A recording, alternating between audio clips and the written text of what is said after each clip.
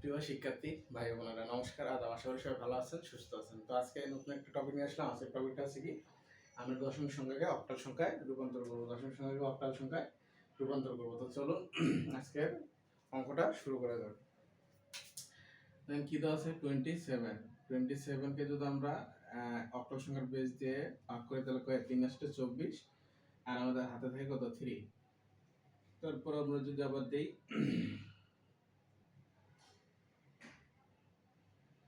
এখন 3 দিয়ে কি 8কে ভাগ দেওয়া যায় না, সেক্ষেত্রে আমরা কি এখানেই শেষ। 3টা দিকে গেল, 0 দিকে চলে আসলো। তাহলে আমাদের এটা কি হবো, ms b ls d। তাহলে আমাদের এই সংখ্যাটা 27 দশমিক সংখ্যা, অক্টাল সংখ্যা আছে 338।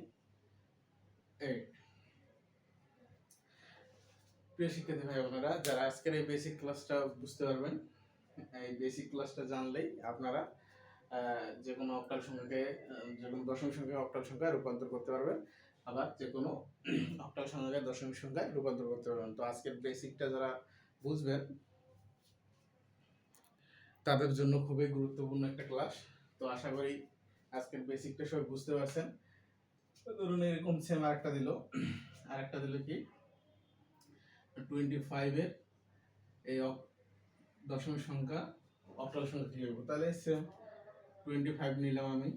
25 রে যদি আমি 8 দিয়ে দিই, 3 আসতে কত হয় 24, হাতে থাকে কত 1, আবার 8 দিয়ে যদি দিই তাহলে আমার যায় না, তাহলে থাকলো 3।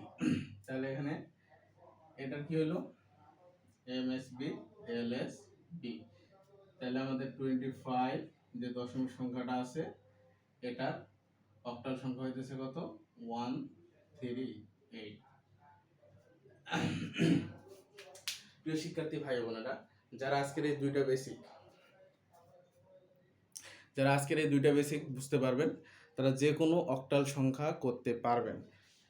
যারা আজকের এই দুইটা বেসিক ক্লাস করতেছেন তারা যে কোনো দশমিক সংখ্যাকে অক্টাল সংখ্যায় পরিবর্তন, আবার যে কোনো অক্টাল সংখ্যাকে দশমিক সংখ্যায় রূপান্তর করতে পারবেন। তো আশা করি আজকের বেসিক ক্লাসটা বুঝতে পারছেন। আজকের বেসিক ক্লাসটা করলে আগামী যে ক্লাসগুলো করবো এগুলো সবার বোঝার সুবিধা হবে।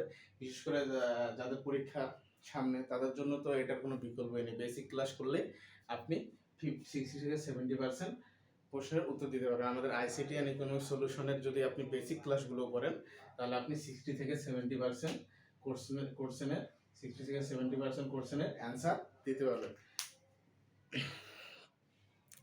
তো প্রিয় শিক্ষার্থী ভাই বোনেরা, আশা করি আজকের বেসিক ক্লাসটা সবাই বুঝতে পারছেন। তো আজকে এখানে শেষ করতেছি। আগামী ক্লাস দেখার আমন্ত্রণ জানিয়ে সবার সুস্থতা কামনা করে আজকে বিদায় নিতেছি। ধন্যবাদ।